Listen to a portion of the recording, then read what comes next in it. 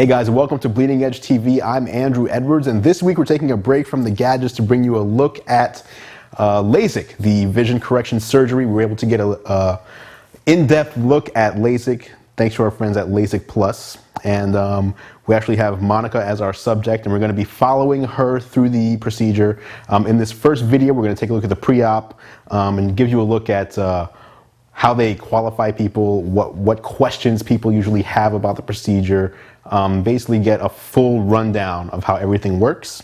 In our next episode, we're actually going to look at the procedure itself and show you how all that works and get comments.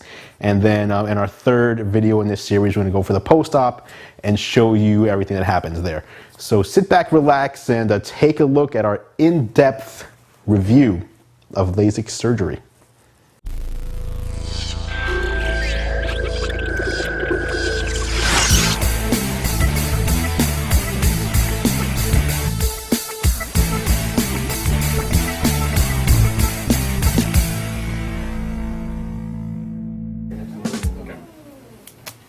Well, Monica, my name is Neil. I'm doctor's technician. Nice to meet you. And so for the next 20-30 minutes or so, what we're going to be doing is gathering information. And this is to determine if this is going to work for you and if you're a candidate for the procedure. Okay? Now, before we start here, we're also going to dilate your eyes later on today. And the reason we do that is so doctor can look in the back of the eye, make sure that everything's healthy. And also, when you're dilated, you actually lose the ability to focus and accommodate. Okay? So this will give us more of an accurate reading of what your prescription is going to be. So before we start, let me go ahead and just verify everything that you filled out here. Glasses that you have, you said you had backup pair, right? And you don't have them with you today, but they're about 2 years old? Yes. Okay. And contacts that you wear, soft disposables? Yes. Okay. Now, give or take, how long have you been wearing contacts? By any chance, do you have a special type of a driver's license? Medications you take, and you're not allergic to any medications, correct? No eye injuries or surgeries in the past, right? You wear contacts also, and of course that limits you from doing what you want to do, right? Swimming, the camping, the travel, the hiking. Okay. Can't wear contacts when you swim, so. Yes, because actually we went on a vacation to Bora Bora, and swimming underwater is difficult when you have contacts and you can't see anything. And if you lose it, it, the fish, you want to see exactly. There, so. You want to see what's going on down there. All right, so before we start, you have your contacts in, so what I'm going to do is I'm just going to measure your vision first with them on, okay? So this is just alcohol here, just cleaning everything here for you. Let's get the fumes out. Make sure that doesn't sting your eye, but go ahead and hold that for me and just set it over your left eye, okay? And just look straight ahead towards the chart there for me, okay? Okay, and how about the other eye? Cover the other eye for me. Okay. Yes, and looking there again. Still see the bottom line there? Yes. Okay. And how about the top one here now? PDFA. Okay, good job. Okay. So that's a 20/20 line. Let me grab this from you. Okay. So now what I'm going to have you do is I'll have you remove the contact lenses. Okay. So we're going to go ahead and wash your hands out here before you take it out. Okay.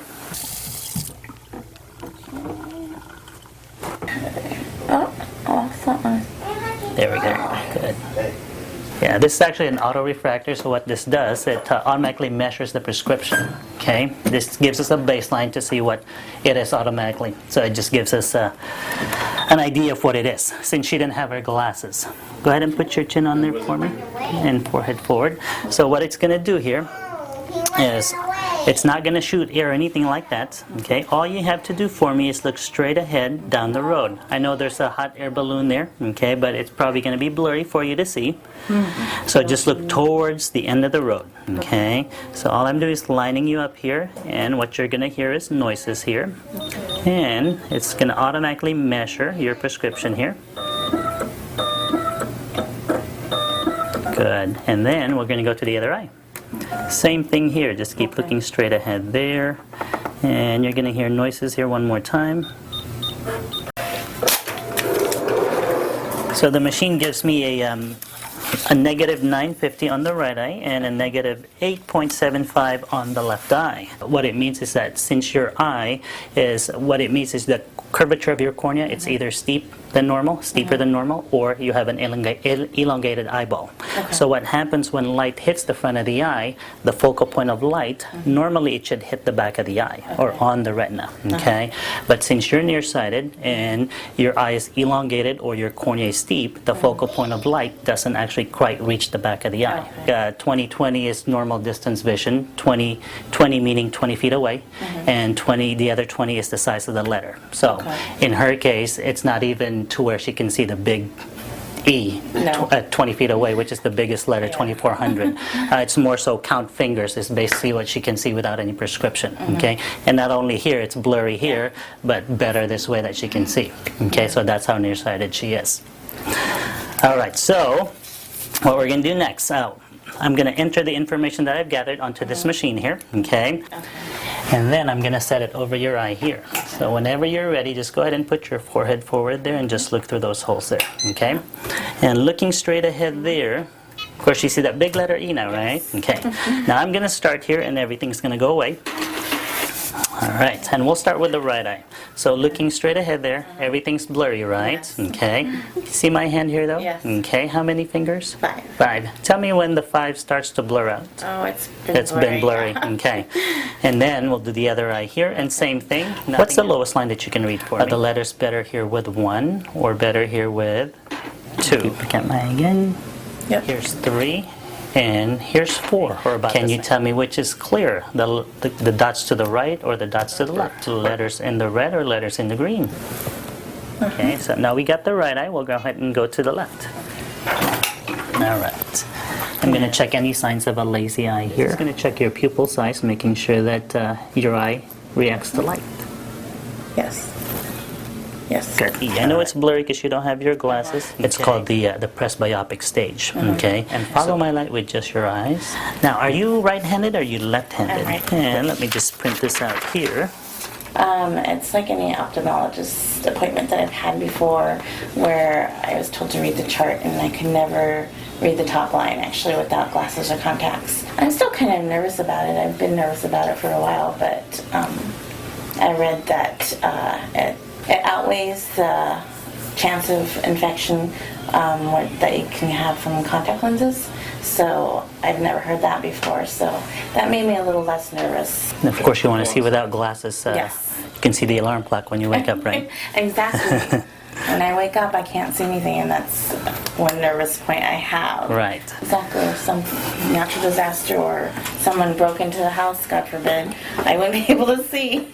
Now with the procedure, of course, you're very nearsighted, so chances of needing a fine-tuning or enhancement down the road is at least a little bit higher than normal. Okay. Hopefully not, but but of course, being that you're this nearsighted, we want to also make sure that you have a good corneal thickness, and that's the next step that we're going to do is take a picture of your cornea. This will show us any irregularities on the cornea and also pretty much let us know if with this amount of prescription, if there's enough room on your cornea. Okay, and sometimes people are turned down with this with the LASIK because not everybody is a candidate for the procedure. Okay, so hopefully if that's the case, you won't be disappointed. Okay, but at least you'll know. Okay. You're under 40, so you after the procedure you should still be able to see up close and read far away. Okay, so do both. Okay, but once you're in your 40s, you're going to notice that arms aren't long enough anymore to where you're going to need reading glasses. By doing the procedure, it doesn't, of course, make your reading any worse. It's just going to happen when the time comes. Okay, and it's just the normal aging process that happens. Okay. All right. Any questions so far, though?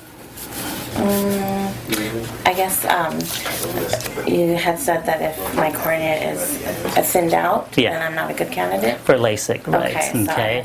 So if you're not a candidate for LASIK based on the thickness of your cornea also and of course the health of the cornea, there's also the procedure called PRK. Okay. And the difference between the two is with LASIK, you have a flap, okay? And with PRK, you don't, okay? The reason we make a flap, and the flap is pretty much the key to the whole procedure is the flap. By creating the flap, okay, which is like a little doorway to underneath the cornea, when you laser underneath the cornea, the eye actually doesn't know what's been done to it. So whatever tissue removed from the laser, it doesn't regenerate the tissue back, okay? So when you put this flap back down, as your eye heals or seals up, the edges will seal, okay, because we created the flap. But underneath, it's not going to regenerate the tissue that we took away. So it's going to follow the new shape of your cornea as it heals, okay?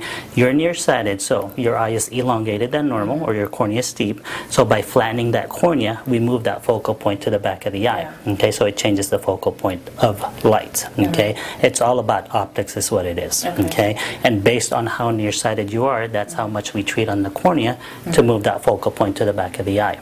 With LASIK, you see wow factor again, the next day you're going to see great. Most people see well enough to drive the next day. Okay, we don't recommend you driving the day of because, of course, you know, you have, we just did work on your eye. And also, if you're anxious, we also provide patients with Valium. Okay, this is to calm the patient down for anxiety. Okay, this way you're not nervous or anything. Everybody gets nervous because, you know, it's a normal thing that happens because it's your eye we're working on. Okay, but we do provide Valium for you in case you're very nervous. Okay. So if I'm not a candidate for LASIK, then I can have PRK done? Right, yes, and this is just because with PRK, of course, we don't have to create a flap, so that gives us more room, and more room for us to laser off the cornea, okay, because the flap has to be a certain thickness. Okay. So where does the term PRK come from? Does that mean something?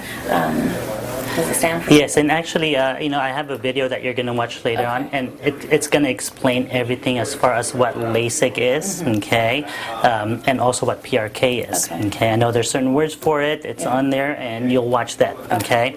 Off the top of my head, LASIK is laser in situ keratomiliosis, okay, and also PRK is a photorefractive keratectomy, I believe, okay? Or, but that's what the both stands for, okay? So when was LASIK first developed, and how long has it been going on? Actually, LASIK surgery has been in the state of Washington, started about 95, 96, and that's when it was FDA approved. But other countries actually do LASIK prior to that, because in other countries you can pretty much do LASIK without any FDA approving the procedure, okay? So yeah, so they do clinical trials, but LASIK's been done in the state of Washington or in the U.S. For at least 12 to 15 years. Okay. How many people would you say had LASIK? I would say LASIK surgery, millions of people had it done already, and that's just because it's a safer way of doing the procedure and making the IC, as opposed to the older methods like RK and PRK. It's just more comfortable for patients. It's less recovery time, and you get that wow factor right after the procedure's done. Yeah. So. Who would be an ideal candidate to have LASIK? LASIK, it depends. Everybody's a little bit different, but first you have to have a normal eye, a regular corneal curvature of the eye, no irregularities or anything, a good thickness of the cornea, no eye diseases or anything in the back of the eye, like glaucoma or cataracts, but basically anybody who's of the age without cataracts, because there's a wide range. The youngest we can do LASIK on is 18, okay? And you know, as we get older, the eye changes, the lens changes. So ideally, the eye normally stabilizes around in your 30s or so, okay? To where the prescription doesn't change much, okay? So we don't want patients for 1 year as a certain prescription, and then the next, the constant change. We want the prescription to be stable at least, yeah. Okay.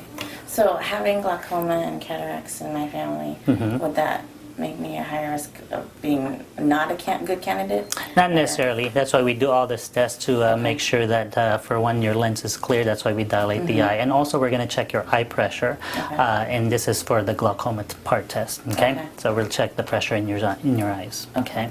What do you think the common misconceptions about LASIK are? Because I know I am kind of nervous coming into it, and just because I've heard people who've had LASIK surgery have change in vision or blurriness afterwards. So. But it's just the not knowing, okay? Not knowing what's going to happen to your eye, and the nervousness, of course. And basically, that's why we give patients a Valium to help them calm down and relax prior to the procedure. Some take it, some doesn't. It's just depends on your tolerance, I guess, okay? But that's the misconception, is if it hurts. It doesn't really hurt. It's more so pressure that you'll feel when we create the flap, and that only lasts for about a minute or so, so it doesn't take long at all. So I think for me, I'm nervous because I've heard of the bad cases, or I don't know that many people who've had it, but you hear those stories of, oh, my vision got worse. What do you know the percentage of people have complications? It kind of depends, because in any type of surgery you always have risk and complications, so there's no guarantees. Okay, so it's the risk you take in doing the procedure. But with having the all laser technique, it's a lot safer now, to where less complications can happen to the eye. Okay, which is so nice, as opposed to the traditional way of doing the flap, which is with the keratome.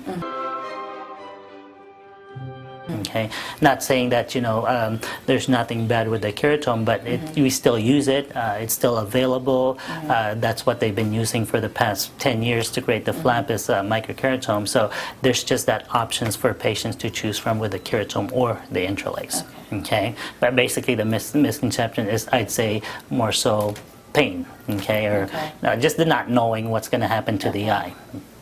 I guess I was afraid of I'll be the one person who'll go blind from this procedure. So you have to think positive. See, everybody thinks that way, that you're going to be the one. But if something happens to me, it's going to be me. Well, I read in the brochure that there hasn't been any cases of blindness in the United States. So me personally, I haven't seen one of anybody who went blind after LASIK. So, and with LASIK also, you always want to, for one, look at the experience of the doctor if they've done a lot of procedures. So that's one thing to look at too. Someone who's done a lot of LASIK procedure. Okay. So, question about the laser. I know that there's minimal pain. Yeah. Can you feel heat from the laser on your eye? No, your eye is numb and you won't feel anything at all. The laser is a cool laser. Now you might smell something like a hair burning, but it's a cool laser. Okay. And there's a vacuum that picks up the smell. Since you're very nearsighted, the smell will kind of linger a little bit. So if you smell something like a hair burning, your eye's not on fire or anything. Okay. It's a cool laser. Okay. So. Think it of as your molecules being liberated. Okay. Okay. So if I were to get LASIK surgery, what do I need to do to prepare for the surgery? Just be prepared by, just wear comfortable clothing for one, okay? Eye makeup, try to get all the mascara out of the eye, and this is, of course, to not let any particles to get underneath the flap once we put it down and seal it up, okay? Also, contact lens, try not to wear the contact lens at least 3 days prior to your surgery. Okay, to let the cornea heal first before we do the procedure. Yeah, and the surgery only takes about 20 minutes for both eyes to be done, so it's very quick. Do expect to be here for at least a couple hours, okay, because if we need to take some pictures prior to that and, give you the Valium, give it some time to work, so allow at least a couple hours. Always have someone drive you the day of your surgery, okay, because we won't let you drive by yourself leaving, just because the flap, after the procedure's done, once the numbing drop wears off, it's going to feel like there's a contact lens in your eye. Okay, and you wear contact lens, and most people tell me it feels like a dirty contact lens, so it's going to be a little scratchy and irritated and watery. And these are all normal sensations that you're going to notice, about 4 or 5 hours after the surgery. And that's why we tell patients to go to sleep when they get home. This way you won't feel anything. And it's important that we check you the next day too. This is just to make sure that you didn't rub the eye overnight. We don't want the flap moving, because it's the first 24 hours is pretty critical. Okay, the flap's still delicate. We also have you wear goggles after the procedure's done, and you wear the goggles pretty much when you go to bed at night, and it's more of a preventative, so you don't rub the eye. It's like Okay. swim goggles. Yeah, because when you're sleeping, you don't know what you're doing, so Yeah. you may accidentally bump the eye without knowing, and move that flap in, Okay. and you'll know if the flap moved because the vision won't be quite as Okay. clear. Okay, that's why we check it the next day too, because when you check it the next day and for some reason you accidentally rub the eye, we can smooth it. Okay, before again, if you don't do anything, then it will just stay wrinkled for a long time, and it's kind of hard to smooth it out the longer you wait. Okay, so it's critical not to rub the eyes. So we always tell that patients, don't rub the eyes. Okay. Yeah. So the numbing stuff that you put in the eye, that works pretty quickly? It works instantly, yeah. Okay. It works instantly. Of course, your cornea is numb, so we put a lid holder on the eye too to keep the eyelids apart so you can't blink. So there's no way of closing your eye. Okay. It's a spring-loaded instrument, so it keeps your eyelids apart. Okay. Now, the eyelids aren't numb, so that's why you kind of feel it stretching. Okay. The cornea is numb though, so if there's any dryness to the eye, normally when your eyes are dry, you want to blink and close the eye to Yes. lubricate the eye. But since they're numb, you won't have any of those sensations. Okay. So just normally blink like you would. It'll feel like you're blinking, but your eye will stay open for us. Okay. So yeah, and the laser machine has a tracking system. Okay. So if you have little movements of the eye as we're treating the eye, it actually tracks it. Okay. If you look extreme right, extreme left, up or down, it automatically stops, so it doesn't treat any part of the eye. So that's one nice feature about the laser is the tracking system. That's good. Yeah. Good to know. Yes, and when we create your flap, based on if it's intralace or LASIK, there is a suction ring that holds your eye in place, and the suction ring pretty much so your eye won't move. It's like a little vacuum, so once we turn it on, you feel the pressure building inside, and that's mostly what people feel is the pressure. Most people tell me it feels like a headache in the back of the eye. It's like someone's pushing on the eye. Now the reason we do that is to make the cornea really hard, so it has a platform to create the flap. Okay, as pressure builds in your eye with that suction ring too, what happens is it limits the blood flow that gets in the back of the eye. Therefore, the light that you see, because you're going to be focusing at a light, okay, that doctor's going to tell you to look at. Once that suction ring is on, that light will slowly fade out, okay, and that's normal. So if it gets dark and you can't see anything, don't panic, that's what we want, okay? So that's when we create the flap. Once the suction ring is off the eye, the vision will come back again. It's going to be a little bit foggy though because of all the bubbles underneath your flap with the interlace. With the keratome, it's just pretty much the pressure in the eye that makes it dark, okay? So it'll go back to normal once the suction ring is off, okay? So can LASIK surgery that corrects nearsightedness have the opposite effect, that you can't see things that are close? But you Well, can? with LASIK, people in their 40s, normally in their 40s, people are nearsighted, will have that ability because they're naturally nearsighted, so they can see up close without glasses or help. But once you reach your 40s, it's called the presbyopic stage. Then the lens in the eye, as we age, also ages, okay? So that's why people in the 40s either wear reading glasses or bifocals, okay? And what happens to the eye is normally when your eye under 40, the lens is pretty flexible, so it becomes smaller, and as you get older, it gets harder and harder for that lens to focus, okay? But the only way it can affect the eye up close, if you're naturally nearsighted, is the presbyopic stage, and also if you are overcorrected to the farsightedness, okay? That will affect your reading. By doing the procedure though, it doesn't accelerate that process of the reading getting worse, okay? So that's just the natural aging process of the lens in the eye, okay? So what sets LASIKPlus aside, apart from all the other LASIK companies or doctors? Okay. What do you have that's special? Well, here we offer different types of laser. Of course, we have the intralace and the microkeratome in creating your flap, and also the different type of lasers to treat the eye. We have a custom view machine that treats, specifically a customized treatment for the patient. Because sometimes people will have what is called aberrations on the cornea, and by doing more of a customized treatment, it pretty much eliminates the glare at night, or even treats the glare that people have at night, and it doesn't induce any glare that causes problems for patients, especially in the dark, okay?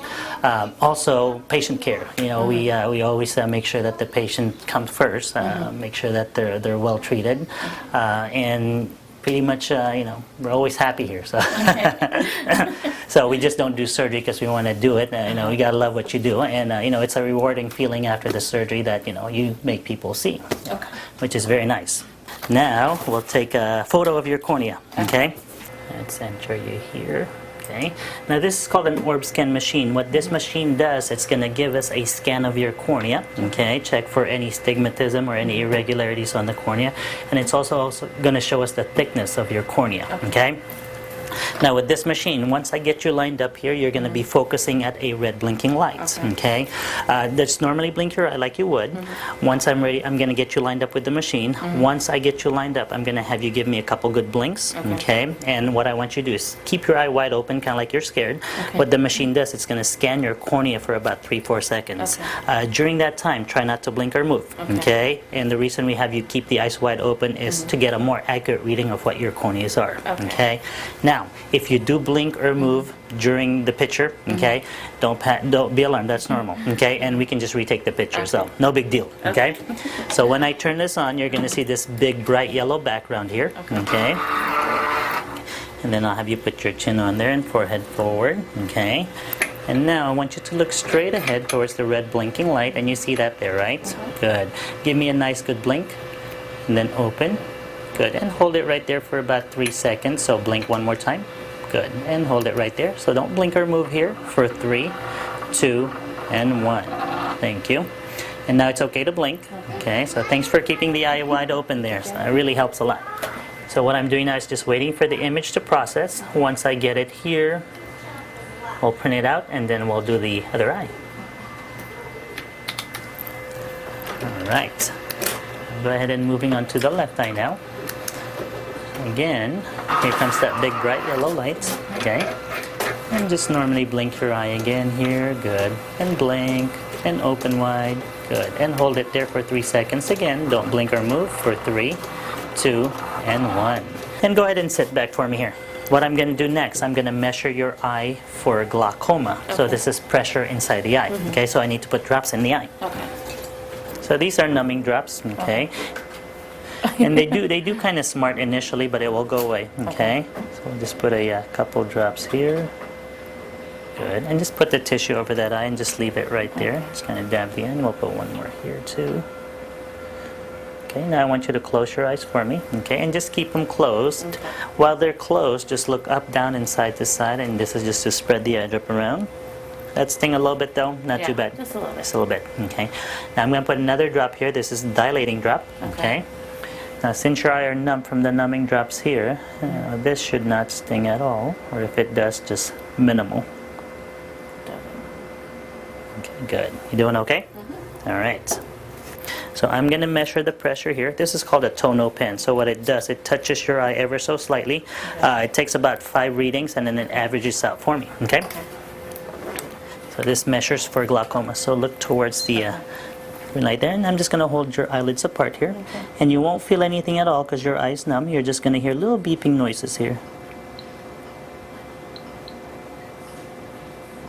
Almost done here. Good. Let's do the other eye. And same thing, keep looking straight ahead again. Doing great. Beeps there again.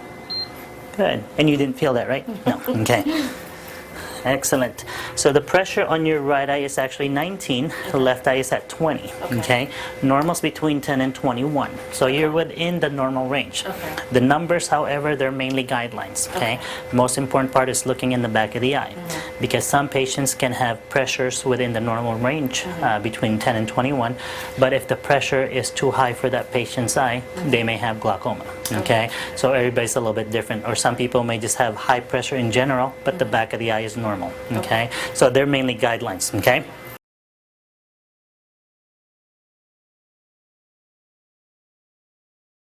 Well, basically, Monica is quite nearsighted in the range that she can't see the eye chart even if she doesn't have her glasses on, and so she's in a range which is in the very nearsighted. We call it the high myopia range of being nearsighted. Basically, meaning that she can see stuff when it's really up close, but if it's any farther away than this, it's just a big blur. And the farther away it is, the blurrier it is. So, in patients, with this amount of nearsightedness, there's some special considerations you need to take into, and that's one is that you don't want to flatten the corneal curvature too much, because then the quality of the vision can diminish.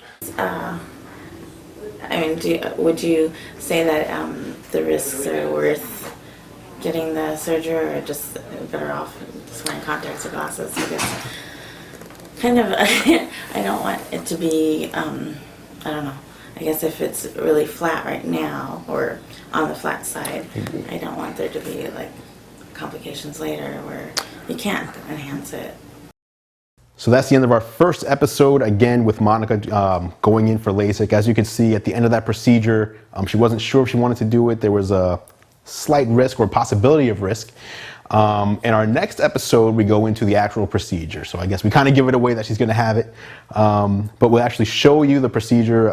We'll show you up close and personal what the eye looks like while it's going through LASIK, and get commentary from Monica Edwards herself. Until next time, I'm Andrew Edwards. Stay tuned for more tech news through the eyes of GearLive.com.